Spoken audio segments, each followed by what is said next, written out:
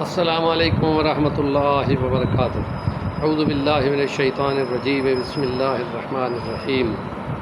ولا یجرمنکم شنآن قوم علی الا تعدلوا اعدلوا هو اقرب للتقوی، وقال اللہ تعالی فی کلامہ المجید وَإِذَا قُلْتُمْ فَاعْدِلُوا وَلَوْ كَانَ ذَا قُرْبَىٰ قال النبی صلی اللہ علیہ وسلم والذی نفسی بیدہ لا یؤمن احدکم حتی یحب لأخیہ ما یحب لنفسہ، صدق اللہ العظیم۔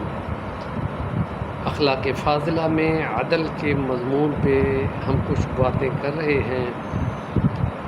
ذاتی معاشرتی حساب میں انصاف کا تقاضا ہے کہ سب انسانوں کو برابر سمجھا جائے۔ ہندو مت کے شودر اور برہمن والا نظریہ غلط ہے۔ انسانیت کی تقسیم ہے اور قوموں کی تقسیم اس سے پہلے بھی آ رہی تھی۔ قانون کے تقاضوں میں جو فرق چل رہا تھا وہ بے انصافی تھی، جو زیادتی تھی، اس کے نتیجے میں انصاف نہیں تھا، بے چینی تھی، ظلم تھا۔ اسلام نے آ کر اس کو مکمل کیا۔ نبی اکرم نے تو صلی اللہ علیہ وسلم نے بہت اونچی جگہ سے انسانوں کو معاشرتی انصاف دیا۔ اللہ کی قسم جس کے قبضے میں میری جان ہے، جب تک کہ تم اپنے حساب میں جو حق اپنے لیے رکھتے ہو وہی دوسروں کے لیے بھی نہ مان لو گے، اس وقت تک کامل مومن کے درجے تک نہیں پہنچ سکتے۔ یہ چیز امریکہ کے صدر نے بھی بیان کی تھی کہ پیغمبر اسلام نے انسانوں کو یوں مساوات دی ہے، اور یہ بہت بڑا معیار ہے۔ اور اس لیے فرمایا کہ اگر تم کوئی انصاف کا فیصلہ کرنا چاہتے ہو تو چاہے قرابت داری بیچ میں آ جائے تو پھر بھی اس کی نظر سے انصاف سے نہ رکنا، اور اگر کوئی دشمن سامنے آ جائے تو دشمنی نکالنے کا موقع نہ سمجھنا بلکہ انصاف کرنا۔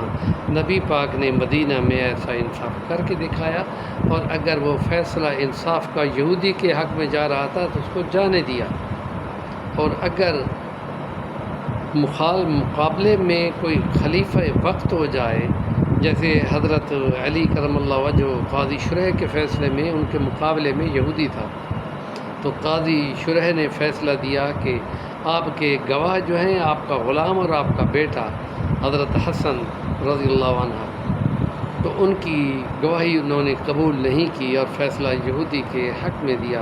اور یہودی اسی وقت کلمہ پڑھتا ہے کہ میں ایسی باتیں اپنی کتابوں میں پڑھ چکا تھا کہ ایک نظام آنے والا ہے کہ جس میں یوں انصاف ہوں گے کہ جس میں کسی کی کوئی پرواہ بھی نہیں ہوگی۔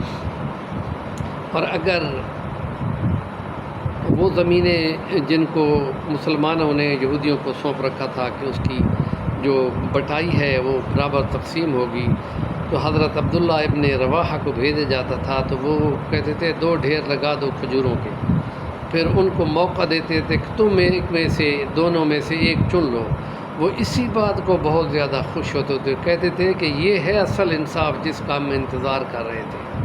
اور اسی انصاف سے ان کے دلوں میں اسلام کا جو ہے روحانیت کا تقاضا بڑھ جاتا تھا، اور بہت جلد ہوتا تھا، موقع ملتے ہی وہ کلمہ پڑھ لیتے تھے۔ اور چینل کا نام ہے صفی الوانی، ضرور سبسکرائب کریں، کام کی بات کا کمنٹ دیا کریں۔